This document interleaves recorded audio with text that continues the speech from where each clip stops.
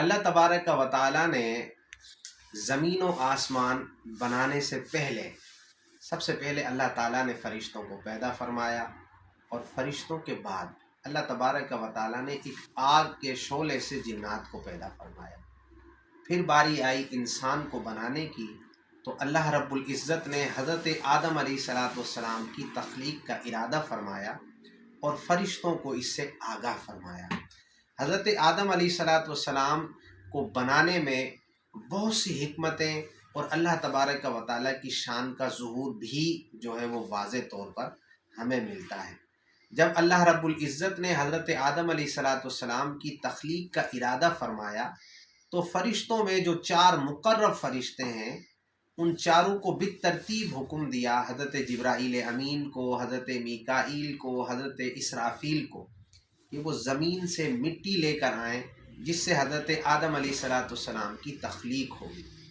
یہ تینوں باری باری گئے، لیکن زمین کی عرض پر، زمین کی درخواست پر یہ واپس آ گئے اور مٹی نہ لائے۔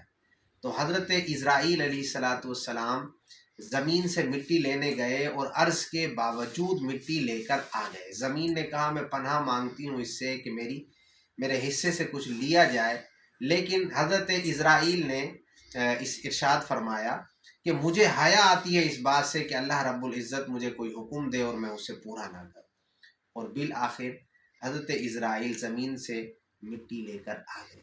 اللہ رب العزت نے حکم ارشاد فرمایا اب تم ہی انسان کی روح کو قبض کرو گے، کیونکہ تم ہی نے مٹی سے زمین سے مٹی کو لیا ہے۔ تو اس سبب سے حضرت اسرائیل کی ڈیوٹی لگ گئی کہ وہ انسانوں کی روح کو بھی قبض کرتے ہیں۔ بات کریں اگر حضرت آدم کی تخلیق کی، تو حضرت آدم علی نبینا علیہ الصلوۃ والسلام زمین کی مٹھی بھر مٹی سے پیدا ہوئے، اس لیے آپ کو عدیم الارض یعنی زمین کا مختصر حصہ، مٹھی بھر حصہ سے آپ کو پیدا کیا، اس لیے آپ کو عدیم الارض بھی کہتے ہیں۔ حضرت آدم علیہ السلام جس مٹی سے پیدا ہوئے، علماء لکھتے ہیں کہ وہ 60 کلر کی تھی۔ اس وجہ سے حضرت آدم علیہ السلام کی جو اولاد ہے وہ مختلف طبیعتوں کی، مختلف رنگوں کی اور مختلف احوال کی ہوتی ہے، کوئی نرم، کوئی سخت، کوئی کالا، کوئی گورا، کوئی گندمی۔ تو یہ سب حضرت آدم علیہ السلام سے نسبت رکھتے ہیں، الحمدللہ عز و جل۔ اگر بات کریں اس بات کی کہ حضرت آدم علیہ السلام کو اللہ تبارک و تعالیٰ نے کیسی شان عطا فرمائی، کیسا مقام عطا فرمایا، تو حضرت آدم علیہ السلام سب سے پہلے رسول ہیں۔ انسانوں میں آپ ہی کا تو لقب ابو البشر ہے، تمام انسان آپ ہی کی اولاد سے ہیں۔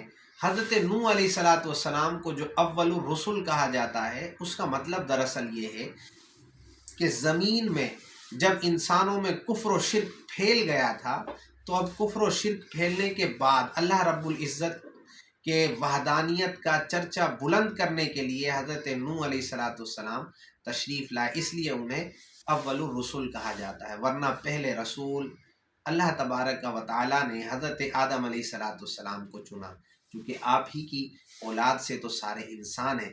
اللہ رب العزت ہمیں حضرت آدم علیہ السلام سے محبت نصیب فرمائے۔ جزاکم اللہ خیر۔